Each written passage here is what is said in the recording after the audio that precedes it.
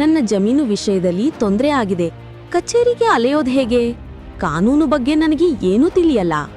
ಚಿಂತಿಸಬೇಡಿ, ಕಾನೂನು ಇರೋದೇ ನಮ್ಮವರ ರಕ್ಷಣೆಗಾಗಿ. ಅದರ ಅರಿವು ಇದ್ರೆ ಎಲ್ಲ ಸಮಸ್ಯೆಗೆ ಪರಿಹಾರ ಸಿಗುತ್ತೆ. ಹೌದು, ಕಾನೂನಿನ ಅರಿವೇ ಜೀವನದ ಗುರುವು. ನಿಮ್ಮ ಎಲ್ಲಾ ಕಾನೂನು ಪ್ರಶ್ನೆಗಳಿಗೆ ಉತ್ತರ ನೀಡಲು ಜನಧ್ವನಿ 90.8 FM ತರ್ತಿದೆ ವಿಶೇಷ ಕಾರ್ಯಕ್ರಮ ಕಾನೂನು ಸಲಹೆ. ಭೂಮಿ ತಕರಾರು, ಕೌಟುಂಬಿಕ ಸಮಸ್ಯೆ ಅಥವಾ ಸರಕಾರಿ ಸೌಲಭ್ಯಗಳ ಮಾಹಿತಿ ಎಲ್ಲವನ್ನೂ ಸರಳವಾಗಿ ತಿಳಿಯಿರಿ. ತಪ್ಪದೇ ಕೇಳಿ ಕಾನೂನು ಸಲಹೆ. ಪ್ರತಿ ಶುಕ್ರವಾರ ಬೆಳಗ್ಗೆ 10:20ಕ್ಕೆ ಹಾಗೂ ಭಾನುವಾರ ರಾತ್ರಿ 8 ಗಂಟೆಗೆ ನಿಮ್ಮ ಮೆಚ್ಚಿನ ಜನಧ್ವನಿ 90.8 FMನಲ್ಲಿ.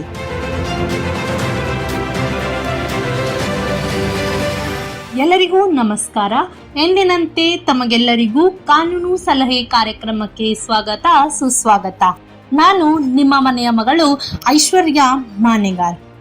ಪ್ರಿಯ ಕೇಳುಗರೆ, ನಾನು ಇವತ್ತು ನಿಮ್ಮೊಟ್ಟಿಗೆ ಒಂದು ಬಹುಮುಖ್ಯವಾದ ವಿಷಯದ ಕುರಿತು ಚರ್ಚಿಸಲಿಕ್ಕೆ ನಿಮ್ಮೊಟ್ಟಿಗಿದ್ದೇನೆ.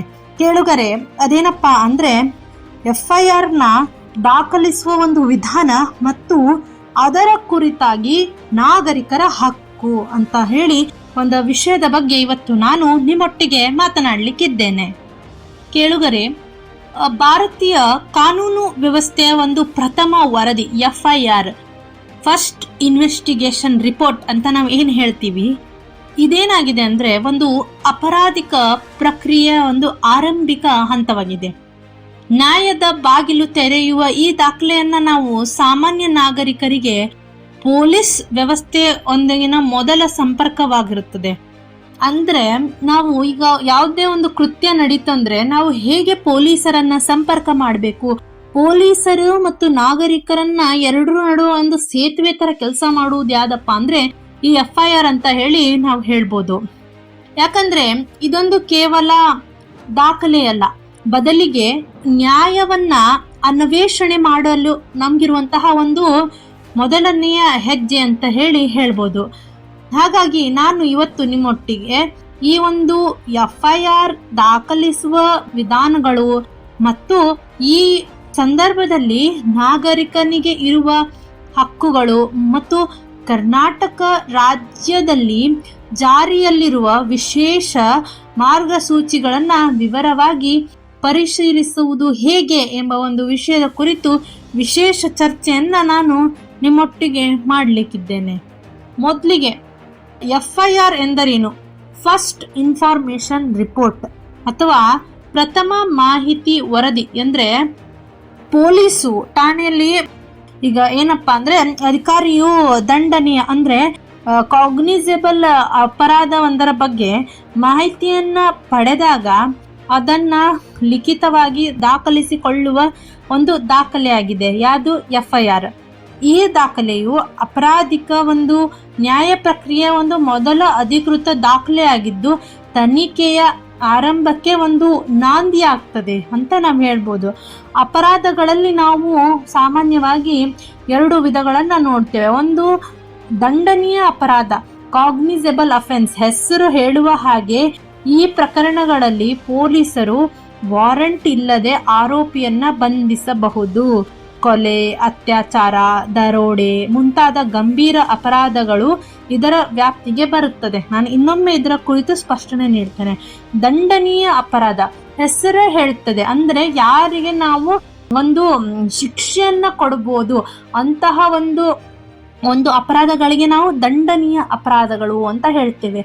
ಅಂದ್ರೆ ಈಗ ಯಾರೋ ಒಬ್ಬನು ಯಾರನ್ನಾದ್ರೂ ಕೊಲೆ ಮಾಡ್ತಾನೆ, ಯಾರನ್ನೋ ಈಗ ಅತ್ಯಾಚಾರ ಮಾಡ್ತಾರೆ, ದರೋಡೆ ಮಾಡ್ತಾರೆ, ಮುಂತಾದ ಹೀಗೆ ಗಂಭೀರ ಅಪರಾಧಗಳನ್ನ ಮಾಡ್ತಾರೆ. ಆಗ ಪೊಲೀಸರು ವಾರೆಂಟ್ ಹಿಡ್ಕೊಂಬಂದು ಅವ್ರ ಮೇಲೆ ವಾರೆಂಟ್ ಯಾವಾಗ ಇಶ್ಯೂ ಆಗುತ್ತೆ? ಯಾರಾದ್ರೂ ಒಬ್ರ ಹೋಗಿ ಈಗ ಯಾರೋ ಫಾರ್ ಎಕ್ಸಾಂಪಲ್ ನಿಮ್ಮ ಸುತ್ತಮುತ್ತಲ ಇರೋ ವಾತಾವರಣದಲ್ಲಿ ನೀವು ಸುಮ್ನೆ ಯಾರೋ ಹೋಗ್ತಿರ್ತಾರೆ, ಯಾರೋ ಯಾರಿಗೋ ಬಂದು ಚಾಕು ಹಾಕಿ ಬಿಡ್ತಾನೆ. ಆಗ ಅಲ್ಲಿರೋರು ಹೋಗಿ ಪೊಲೀಸರಿಗೆ ಕಂಪ್ಲೇಂಟ್ ಕೊಟ್ಟು ಅವರು ವಾರೆಂಟ್ ರೆಡಿ ಮಾಡೋದ್ರಲ್ಲಿ ಆ ಅಪರಾಧಿ ತಪ್ಪಿಸ್ಕೊಂಡು ಹೋಗ್ಬಿಡ್ತಾನೆ. ಹಾಗಾಗಿ ನಮ್ಮ ಒಂದು ಭಾರತದ ನ್ಯಾಯಾಂಗ ವ್ಯವಸ್ಥೆಯಲ್ಲಿ ಎರಡು ಅಪರಾಧಗಳನ್ನ ವಿಂಗಡಣೆ ಮಾಡಿದ್ದಾರೆ. ಹಾಗಾಗಿ ಈ ದಂಡನೀಯ ಅಪರಾಧದ ಅಡಿಯಲ್ಲಿ ಯಾರಾದ್ರೂ ಕೊಲೆ, ಅತ್ಯಾಚಾರ, ಏನಾದ್ರೂ ಇಂತಹ ಹೀನವಾದ ಕೃತ್ಯಗಳನ್ನ ಮಾಡಿದ್ರೆ ಅವ್ರಿಗೆ ಯಾವುದೇ ತರ ವಾರೆಂಟ್ ಇಲ್ದೇನೆ ನೇರವಾಗಿ ಹೋಗಿ ಅವ್ರನ್ನ ಪೊಲೀಸರು ಬಂಧಿಸ್ಬೋದು ಅಂತ ಹೇಳಿ ನಮ್ಗೆ ಇದರಿಂದ ತಿಳಿದು ಬರ್ತದೆ. ಇನ್ನು ಅದಂಡನೀಯ ಅಪರಾಧ ಅಂದ್ರೆ ನಾನ್ ಕಾಗ್ನಿಸಬಲ್ ಅಫೆನ್ಸ್. ಈ ಪ್ರಕರಣದಲ್ಲಿ ಏನಾಗ್ತದಂದ್ರೆ ಪೊಲೀಸರು ವಾರೆಂಟ್ ಇಲ್ಲದೆ ಬಂಧಿಸಲು ಅಧಿಕಾರವನ್ನ ಹೊಂದಿರುವುದಿಲ್ಲ. ಅವರು ವಾರೆಂಟ್ ಇಲ್ಲದನೆ ಹೋಗಿ ಇಂತಹ ಅಪರಾಧ ಅಂದ್ರೆ ಮಾನಹಾನಿ, ನಿಂದನೆ ಮುಂತಾದವು. ಈಗ ನಾವು ನೋಡಿ ಎಲ್ಲಾದ್ರೂ ಒಂದು ಸಭೆ ಸಮಾರಂಭಗಳಲ್ಲಿ ನಾವು ಎಲ್ಲ ಭಾಷಣಗಳನ್ನ ನೋಡ್ತಿರ್ತೇವೆ. ಒಂದಿಷ್ಟು ಜನ ಅಹಿತಕರ ವಾಕ್ಯಗಳನ್ನ ಬಳಸ್ಕೊಂಡು ಇನ್ನೊಬ್ಬ ಯಾವ್ದಾದ್ರು ಕೋಮಿನ ವ್ಯಕ್ತಿ ಬಗ್ಗೆ ಬೈಯೋದು, ಇನ್ನೊಬ್ಬ ಮಹಿಳೆಯನ್ನ ಟೀಕೆ ಮಾಡೋದು, ಅಂತಹ ಎಲ್ಲ ಏನಾಗ್ಬೇಕಂದ್ರೆ ಅವ್ರಿಗೆ ಸಾಕ್ಷಿ ಬೇಕು. ಅಂತಹ ಎಲ್ಲ ಕೃತ್ಯಗಳಿಗೆ ಸಾಕ್ಷಿ ಇದ್ದಾಗ ಮಾತ್ರ ಈಗ ಪೊಲೀಸರು ವಾರೆಂಟ್ ನ ಮೂಲಕ ಹೋಗಿ ಅಂತಹ ಕೃತ್ಯ ಮಾಡಿದಂತಹ ವ್ಯಕ್ತಿಗಳನ್ನ ಬಂಧಿಸ್ತಾರೆ. ಇನ್ನು FIR ದಾಖಲಿಸುವ ವಿಧಾನಗಳನ್ನ ನಾವು ನೋಡ್ಲಿಕ್ಕೆ ಹೋದ್ರೆ ಆನ್ಲೈನ್ ಮೂಲಕ ನಾವು FIR ನ ದಾಖಲೆ ಮಾಡ್ಬೋದು. ಈಗಾಗಲೇ ನಿಮಗೆ ತಿಳಿದ್ಬಿಟ್ಟಿದೆ, ನಾನು ಹಿಂದೆ ಅಷ್ಟೇ ಡಿಜಿಟಲ್ ಕುರಿತು ಎಲ್ಲ ಹಿಂದಿನ ಸಂಚಿಕೆಯಲ್ಲಿ ಹೇಳ್ತೇನೆ ನಿಮಗೆ, ಸೈಬರ್ ಕ್ರೈಮು ಅಂತದೆಲ್ಲ. ಈಗ ನಾವು 21ನೇ ಶತಮಾನದಲ್ಲಿದ್ದೇವೆ. ಎಲ್ಲವೂ ಕೂಡ ನಮ್ಮ ಬೆರಳಂಚಿನಲ್ಲೇ ನಾವು ಪಡ್ಕೊಳ್ತಾ ಇದ್ದೇವೆ, ಕಾರಣ ತಂತ್ರಜ್ಞಾನದಿಂದಾಗಿ. ಇವತ್ತು ನೋಡಿ, ಹಿಂದೆ ಎಲ್ಲ ಹೆಂಗಿತ್ತಂದ್ರೆ ಕಾಲ, ನಮ್ಮ ಹಿರಿಯ ವಕೀಲರು, ನಾನು ಅವ್ರ ಜೊತೆ ಮಾತನಾಡುವಾಗೆಲ್ಲ ಹೇಳ್ತಿರ್ತಾರೆ, ಅವರು ಈಗ ನೋಡಿ ಕಮ್ಯುನಿಟಿ ರೇಡಿಯೋ ಸ್ಟೇಷನ್ ಅಂತ ಮಾಡಿದ್ದಾರೆ. ನೀವು ಇದ್ದಲ್ಲಿಗೆ ನಿಮ್ಗೆ ಒಂದು ಮಾಹಿತಿನೋ ಒಂದು ಸಂಪನ್ಮೂಲನೋ ಏನೋ ದೊರಕ್ತಾ ಇದೆ ಒಂದು ವಿಷಯ ವಿಮರ್ಶೆ ಮಾಡ್ಲಿಕ್ಕೆ.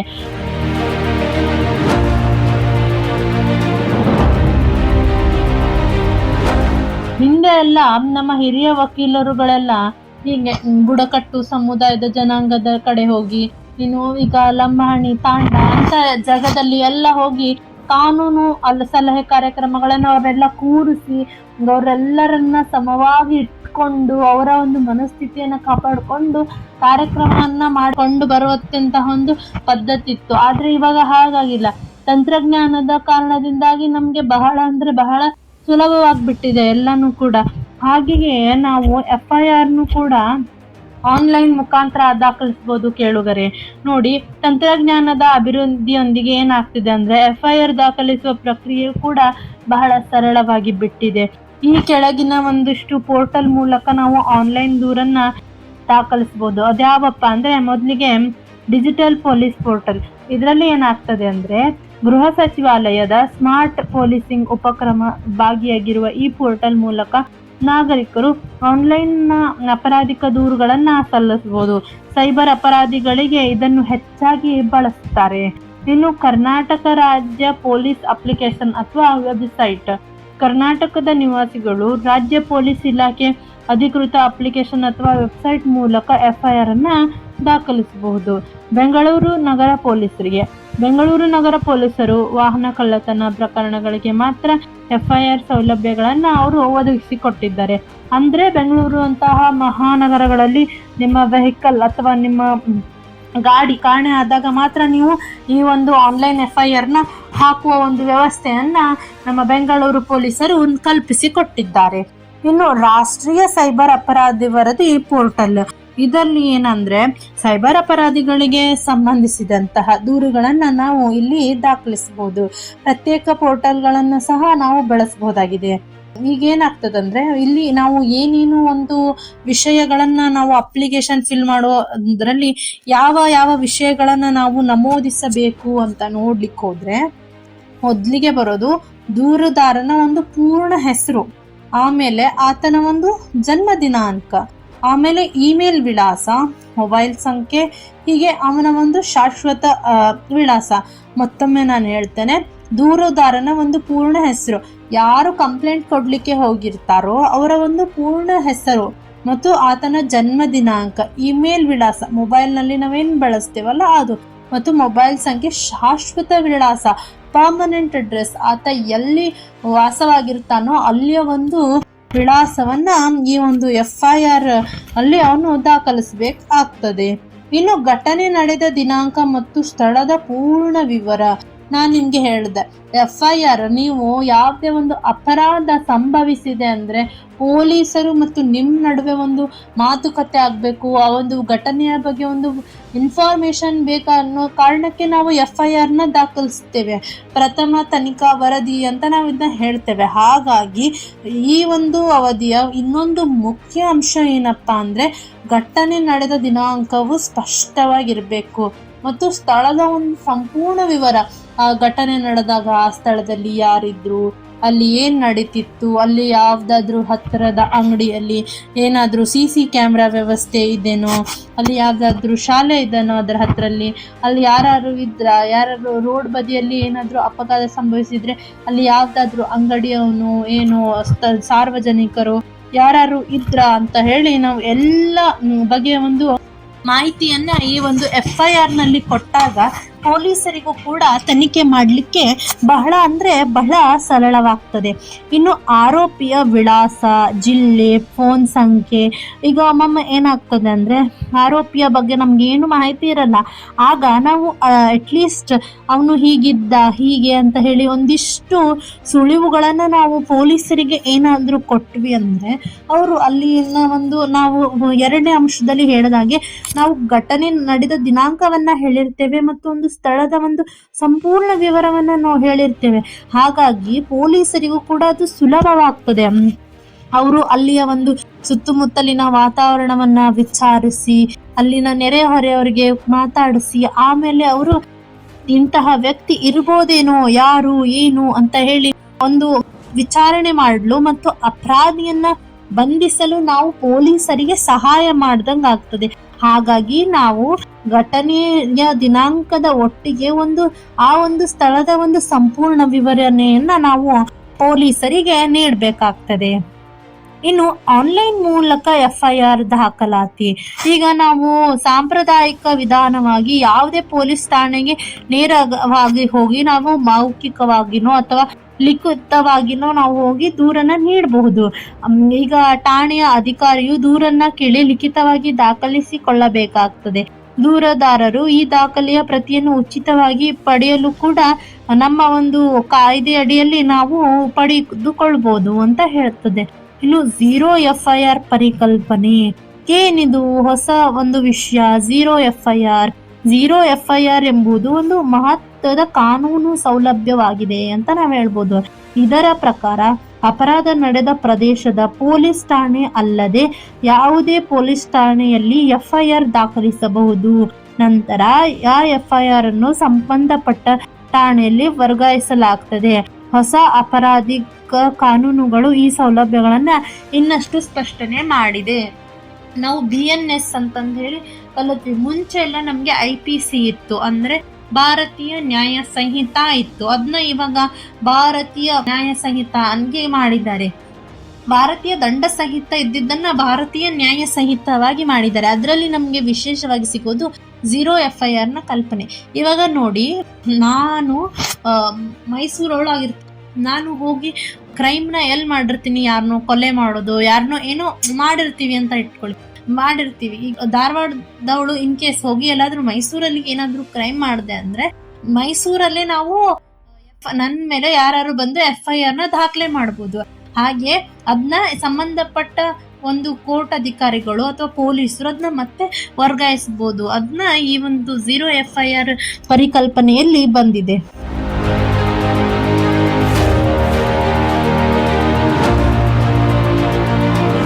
ಇನ್ನು FIR ದಾಖಲಾತಿ ಸಂದರ್ಭದಲ್ಲಿ ನಾಗರಿಕನ ಹಕ್ಕು, ಇದು ನಮ್ಮ ಒಂದು ವಿಷಯ ವಿಮರ್ಶೆಯ ಎರಡನೇ ಅಂಶವಾಗಿದ್ದು, ಇದ್ರ ಬಗ್ಗೆ ಮಾತನಾಡೋದಾದ್ರೆ FIR ದಾಖಲಿಸಲು ಪೊಲೀಸರು ನಿರಾಕರಿಸಲಾಗದ ಹಕ್ಕುಗಳು. ಈಗ ನೀವು ಹೋಗಿರ್ತೀರಾ, ನಿಮ್ಗೇನೋ ಒಂದು ಅನ್ಯಾಯ ಆಗಿದೆ, ನೀವು ಪೊಲೀಸ್ನಲ್ಲಿ ವರದಿ ಮಾಡ್ಬೇಕು ಅಂತ ಹೋಗಿರ್ತಾರೆ. ಪೊಲೀಸರು ಒಮ್ಮೊಮ್ಮೆ ಏನ್ ಮಾಡ್ತಾರೆ ಅಂದ್ರೆ ತಿರಸ್ಕಾರ ಮಾಡ್ತಾರೆ. ಅಯ್ಯೋ ಹೋಗ್ರಿ, ಇಂತ ಸಣ್ಣ ಪುಟ್ಟ ವಿಷಯಗಳನ್ನೆಲ್ಲ ತಗೊಂಡು ಪೊಲೀಸ್ ಸ್ಟೇಷನ್ಗೆ ಬರಬೇಡಿ, ನಮ್ದು ಟೈಮ್ ವೇಸ್ಟ್ ಮಾಡಬೇಡಿ ಅಂತ ಹೇಳಿ. ಆಗ ನಾಗರಿಕರ ಹಕ್ಕುಗಳು ಉಲ್ಲಂಘನೆ ಆಗ್ತದೆ.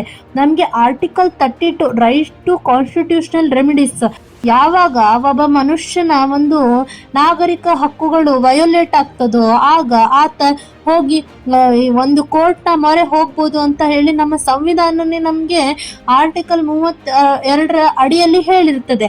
ಹಾಗಾಗಿ ನಾವು ಪೊಲೀಸರನ್ನ ಪ್ರಶ್ನಿಸಬಹುದು. ಈಗ ನೋಡಿ, ದಂಡನೀಯ ಅಪರಾಧದ ಮಾಹಿತಿ ದೊರಕಿದ್ದಲ್ಲಿ ಆಗ ಅವರು ಅದನ್ನ FIR ಆಗಿ ದಾಖಲಿಸಲು ಪೊಲೀಸರು ಕಾನೂನುಬದ್ಧವಾಗಿ ಬಾಧ್ಯಸ್ಥರಾಗಿರುತ್ತಾರೆ. ಹಾಗಾಗಿ ಪೊಲೀಸರು ನಿರಾಕರಿಸಿದರೆ ದೂರುದಾರರು ಈ ಕೆಳಗಿನ ಒಂದಿಷ್ಟು ಕ್ರಮಗಳು, ಅಂದ್ರೆ ನಾನೇನ್ ಹೇಳ್ತೀನಲ್ಲ, ಮೊದಲಿಗೆ ದೂರನ್ನ ಲಿಖಿತವಾಗಿ ಬರೆದು ಪೊಲೀಸ್ ವರಿಷ್ಠ ಅಧಿಕಾರಿ ಅಂದ್ರೆ ಸೂಪ್ರಿಡೆಂಟ್ ಆಫ್ ಪೊಲೀಸ್ SP ಅಂತ ಇರ್ತಾರಲ್ಲ ಅವ್ರಿಗೆ ನೀವು ಹೋಗಿ ಸಲ್ಲಿಸಬಹುದು. ವಕೀಲರ ಸಹಾಯದೊಂದಿಗೆ ಪೊಲೀಸ್ ಠಾಣೆಯನ್ನ ಭೇಟಿ ಮಾಡಬಹುದು. ಇಲ್ವಾ ಸಮೀಪದ ಬೇರೊಂದು ಪೊಲೀಸ್ ಠಾಣೆಯಲ್ಲಿ 0 FIR ಅನ್ನ ದಾಖಲಿಸಬಹುದು. ಅಥವಾ ನೇರವಾಗಿ ನ್ಯಾಯಾಲಯಕ್ಕೆ ಖಾಸಗಿ ದೂರು ಪ್ರೈವೇಟ್ ಕಂಪ್ಲೇಂಟ್ ಅನ್ನ ಕೊಡಬಹುದು ನೀವು ಆರ್ಟಿಕಲ್ 32 ಅಡಿಯಲ್ಲಿ. ಇನ್ನು FIR ನ ಪ್ರತಿ ಪಡೆಯುವ ಹಕ್ಕು. ಹೌದು, ನೀವೀಗ ಏನಾದ್ರೂ FIR ರಿಜಿಸ್ಟ್ರೇಷನ್ ಮಾಡಿದ್ರೆ ನಿಮ್ಗೆ ಬೇಕಲ್ಲ ಸಾಕ್ಷಿಗೆ, ಹೌದು ಹೋಗಿ ನಾನು ಈ ಒಂದು ಕೃತ್ಯದ ಬಗ್ಗೆ ಕಂಪ್ಲೇಂಟ್ ಮಾಡಿ ಬಂದಿದ್ದೇನೆ, ನನ್ನ ಒಂದು ಇದು ಫಾಲೋ ಅಪ್ ಬೇಕಲ್ಲ. ಹಾಗಾಗಿ ನೀವು ಆ ಒಂದು ಕಂಪ್ಲೇಂಟ್ ಮಾಡಿದ FIR ಪ್ರತಿಯನ್ನ ನೀವು ಪಡೆದುಕೊಳ್ಬಹುದು. FIR ಅಂದ್ರೆ ದಾಖಲಾದ ನಂತರ ಅದರ ಪ್ರತಿಯನ್ನ ಉಚಿತವಾಗಿ ಪಡೆದುಕೊಳ್ಳುವ ಒಂದು ಹಕ್ಕು ನಾಗರಿಕರಿಗೆ ಇರುತ್ತದೆ. ಪಂಜಾಬ್ ಸರ್ಕಾರವು ಇತ್ತೀಚೆಗೆ FIR ಡೌನ್ಲೋಡ್ಗೆ ಒಂದು 80 ರೂಪಾಯಿಯನ್ನ ವಿಧಿಸಿದೆ. ವ್ಯಾಪಕ ವಿರೋಧದ ಹಿನ್ನೆಲೆ ಆದೇಶವನ್ನ ಹಿಂಪಡೆಯಿತು. FIR ಸಾರ್ವಜನಿಕ ದಾಖಲೆಯಾಗಿದ್ದು ಅದನ್ನ ನಾವು ವಾಸ್ತವವಾಗಿ ಪರಿಗಣಿಸಿ ಮಾರಾಟ ಮಾಡಲಾಗದು ಎಂಬುದು ಸುಪ್ರೀಂ ಕೋರ್ಟ್ ಒಂದು ಸ್ಪಷ್ಟನೆಯನ್ನ ನೀಡಿತು. ಇನ್ನು ತನಿಖೆಯ ಮೇಲ್ವಿಚಾರಣೆಯ ಹಕ್ಕು. ಹೇಗೆ ತನಿಖೆ ನಡೆಯುತ್ತೆ ಅಂತ ನೋಡ್ಲಿಕ್ಕೆ ಹೋದ್ರೆ, FIR ದಾಖಲಾದ ಬಳಿಕ ಪೊಲೀಸರು ತನಿಖೆ ನಡೆಸಲು ಕಾನೂನುಬದ್ಧವಾಗಿ ಅವ್ರಿಗೆ ಒಂದು ಅಧಿಕಾರ ಇರುತ್ತೆ. ತನಿಖೆಯಲ್ಲಿ ವಿಳಂಬ ಅಥವಾ ನಿರ್ಲಕ್ಷ್ಯ ದೂರುದಾರರ ಸಂಬಂಧಪಟ್ಟ ಒಂದು ಮ್ಯಾಜಿಸ್ಟ್ರೇಟ್ ನ್ಯಾಯಾಲಯಕ್ಕೆ ಅರ್ಜಿ ಸಲ್ಲಿಸಿ ತನಿಖೆ ಮೇಲ್ವಿಚಾರಣೆ ಆದೇಶಕ್ಕೆ ಕೋರ್ಬೋದು. ಅಥವಾ ಈಗ ನೋಡಿ, ಒಂದು ಕೇಸ್ ಲಾ ನಾನು ಹೇಳಲೇಬೇಕು. ಸಕಿರೀಸ್ ವಾಸು ಮತ್ತು ಉತ್ತರ ಪ್ರದೇಶ ರಾಜ್ಯ, ಈ ಒಂದು ಪ್ರಕರಣದಲ್ಲಿ ಏನಾಗುತ್ತೆ ಅಂದ್ರೆ ಮ್ಯಾಜೆಸ್ಟಿಕ್ ನ್ಯಾಯಾಲಯ ತನಿಖೆಯನ್ನ ಮೇಲ್ವಿಚಾರಣೆ ಮಾಡುವ ಅಧಿಕಾರವಿದೆ ಎಂದು ಸುಪ್ರೀಂ ಕೋರ್ಟ್ ಹೇಳುತ್ತದೆ. ಇನ್ನು ಇವಾಗ ಕರ್ನಾಟಕದಲ್ಲಿ ಈಗ ಇನ್ನೂ ಒಂದು ವಿಷಯ ನಾನು ನೆನಪಾರ್ದೆ. ಆಕ್ಚುಲಿ ಸಾಕ್ಷ್ಯಾಧಾರಗಳಿಲ್ಲದೇನೂ ನಾವು FIR ದಾಖಲಿಸುವ ಹಕ್ಕನ್ನ ಹೊಂದಿದ್ದೇವೆ. ಇದನ್ನ ನೀವು ಬಹಳ ಎಚ್ಚರಿಕೆಯಿಂದ ನೆನಪಿಟ್ಕೋಬೇಕು. ಯಾಕಂದ್ರೆ FIR ದಾಖಲಿಸಲು ಸಾಕ್ಷ್ಯಾಧಾರಗಳ ಅಗತ್ಯವಿಲ್ಲ. ದಂಡನೀಯ ಅಪರಾಧದ ಮಾಹಿತಿ ದೊರಕಿದ ಕ್ಷಣವೇ FIR ದಾಖಲಿಸಬೇಕು. ದಂಡನೀಯ ಅಪರಾಧ, ಈಗ ಕೊಲೆ ಮಾಡಿರ್ಬೋದು, ಒಂದು ಅತ್ಯಾಚಾರ, ಇಂತಹ ಪ್ರಕರಣಗಳಲ್ಲಿ ನಾವು ಸಾಕ್ಷ್ಯಾಧಾರ ಇಲ್ಲದೇನು ಕೂಡ ಘಟನೆ ಸಂಭವಿಸಿದೆ ಅಲ್ವಾ, ಅದೇ ನಮ್ಗೆ ಸಾಕ್ಷಿ ಅಂತ ಹೇಳಿ ನಾವು ಹೇಳ್ಬೋದು. ಇನ್ನು ಸಾಕ್ಷ್ಯಾಧಾರಗಳ ಸಂಗ್ರಹ ಮತ್ತು ತನಿಖೆ FIR ದಾಖಲೆ ಬಳಿಕ ನಡೆಯುತ್ತದೆ. ಇನ್ನು ಕರ್ನಾಟಕದಲ್ಲಿ ನಾವು FIR ದಾಖಲೆ ಮಾಡುವ ಒಂದು ಪ್ರಕ್ರಿಯೆ ಹೇಗಿದೆ ಮತ್ತು ಅದರ ಒಂದು ಮಾರ್ಗಸೂಚಿಗಳು ಹೇಗಿವೆ ಅಂತ ನೋಡ್ಲಿಕ್ಕೆ ಹೋದ್ರೆ, ಕರ್ನಾಟಕ ರಾಜ್ಯ ಪೊಲೀಸ್ ಇಲಾಖೆ ಇತ್ತೀಚೆಗೆ ಒಂದಿಷ್ಟು ಮಹತ್ವದ ಮಾರ್ಗಸೂಚಿಗಳನ್ನ ಹೊರಡಿಸಿದೆ. ಅದರಲ್ಲಿ ನಾಗರಿಕರ ರಕ್ಷಣೆಯು ಕೂಡ ಒಂದು ಮೂಲಭೂತ ಕರ್ತವ್ಯ ಅಂತ ಅವರು ಭಾವಿಸಿದ್ದಾರೆ. ಹಾಗಾಗಿ ಸಾಮಾಜಿಕ ಮಾಧ್ಯಮ ಪೋಸ್ಟ್ಗಳಿಗೆ ಸಂಬಂಧಿಸಿದ FIR ಇದಂತೂ ಸರ್ವೇ ಸಾಮಾನ್ಯ. ಯಾಕಂದ್ರೆ ಸಾಮಾಜಿಕ ಮಾಧ್ಯಮದ ಪೋಸ್ಟ್ಗಳಿಗೆ ಸಂಬಂಧಿಸಿದಂತೆ ಯಾಂತ್ರಿಕವಾಗಿ FIR ದಾಖಲಿಸಬಹುದು ಎಂಬುದು ಒಂದು ಪ್ರಮುಖ ಮಾರ್ಗಸೂಚಿಯಾಗಿದೆ. ಪೊಲೀಸರು ಈ ಕೆಳಗಿನ ಅಂಶಗಳನ್ನ ಪಾಲಿಸ್ತಾರೆ. ಮೊದಲಿಗೆ ಪ್ರಾಥಮಿಕ ತನಿಖೆ ಕಡ್ಡಾಯವಾಗಿ ಆಗ್ಬೇಕು. ಆಮೇಲೆ ಸಂವಿಧಾನಿಕ ರಕ್ಷಣೆ 19 ಕಲಂ 1 ಪ್ರಕಾರ ನಾವ್ ಇದನ್ನ ನೋಡ್ಬೇಕು. ಇನ್ನು ಅಗ್ರಾಹಿ ವ್ಯಕ್ತಿಯ ಒಂದು ಪರಿಶೀಲನೆ ಇರ್ಬೋದು, ಮಾನಹಾನಿ ಪ್ರಕರಣಗಳ ಒಂದು ನಿರ್ಬಂಧನೆ ಇರ್ಬೋದು, ಹಿಂಸಾಚಾರಕ್ಕೆ ಪ್ರಚೋದನೆ ಆಗುವಂತಹ ವಿಚಾರಗಳಿರ್ಬೋದು. ಹೀಗೆ ಈ ಒಂದು ಅಡಿಯಲ್ಲಿ ಅವರು ಇದನ್ನ ದಾಖಲಿಸಬಹುದು. ಇನ್ನು ಪೊಲೀಸರ ನಿಷ್ಕ್ರಿಯತೆ ವಿರುದ್ಧ ನಾಗರಿಕರ ಪರಿಹಾರಗಳು.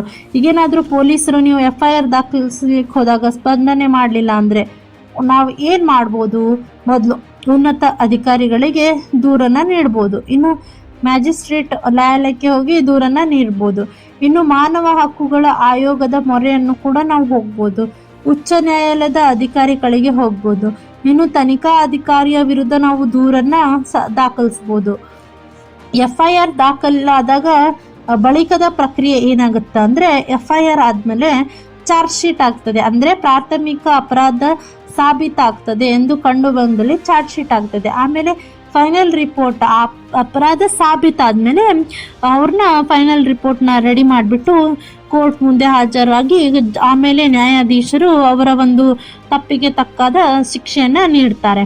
ಅಂತಿಮವಾಗಿ ಈ ಒಂದು ವಿಷಯದ ಬಗ್ಗೆ ಹೇಳೋದಾದ್ರೆ, FIR ದಾಖಲಿಸುವ ಪ್ರಕ್ರಿಯೆ ಏನಿದೆ ಬಹಳ ಸರಳ ಮತ್ತು ಸುಲಭವಾಗಿದೆ. ಪ್ರತಿಯೊಬ್ಬ ನಾಗರಿಕನು ಕೂಡ ನ್ಯಾಯದ ಬಾಗಿಲು ತೆರೆಯುವ ಮೊದಲ ಹೆಜ್ಜೆಯೇ ಇದೊಂದು FIR ಆಗಿದೆ. ಕಾನೂನು ನಾಗರಿಕರಿಗೆ FIR ದಾಖಲಿಸುವ, ಅದರ ಪ್ರತಿಯನ್ನ ಪಡೆಯುವ ಮತ್ತು ತನಿಖೆಯನ್ನು ವಿಳಂಬವಾದ್ರೆ ಪರಿಹಾರ ಪಡೆಯುವ ಒಂದು ಸ್ಪಷ್ಟವಾದ ಹಕ್ಕುಗಳನ್ನ ನೀಡಿದೆ. ಹಾಗಾಗಿ ಕರ್ನಾಟಕ ಸರ್ಕಾರವು ಕೂಡ ಇತ್ತೀಚೆಗೆ ಜಾರಿಗೊಳಿಸುವ ಒಂದಿಷ್ಟು ಮಾರ್ಗ ಸೂಚಿಗಳು ಅಭಿವ್ಯಕ್ತಿ ಸ್ವಾತಂತ್ರ್ಯವನ್ನ ರಕ್ಷಿಸುತ್ತವೆ ಮತ್ತು ಯಾಂತ್ರಿಕವಾಗಿ FIR ದಾಖಲಿಸಲು ತಡೆಯುವಲ್ಲಿ ಮಹತ್ವದ ಹೆಜ್ಜೆಯನ್ನ ಇಡುತ್ತಿದೆ. ಇದಿಷ್ಟು ಈ ಒಂದು ವಿಷಯ, FIR ದಾಖಲಿಸುವ ವಿಧಾನ ಮತ್ತು ನಾಗರಿಕರ ಹಕ್ಕು. ಧನ್ಯವಾದಗಳು.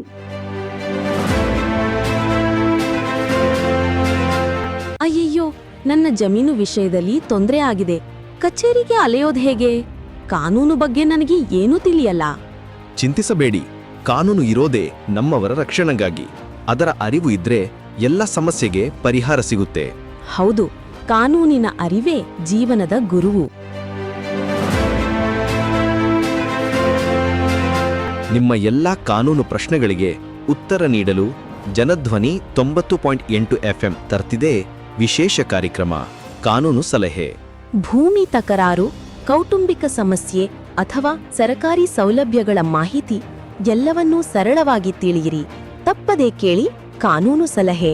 ಪ್ರತಿ ಶುಕ್ರವಾರ ಬೆಳಗ್ಗೆ 10:20ಕ್ಕೆ ಹಾಗೂ ಭಾನುವಾರ ರಾತ್ರಿ 8 ಗಂಟೆಗೆ ನಿಮ್ಮ ಮೆಚ್ಚಿನ ಜನಧ್ವನಿ 90.8 FMನಲ್ಲಿ.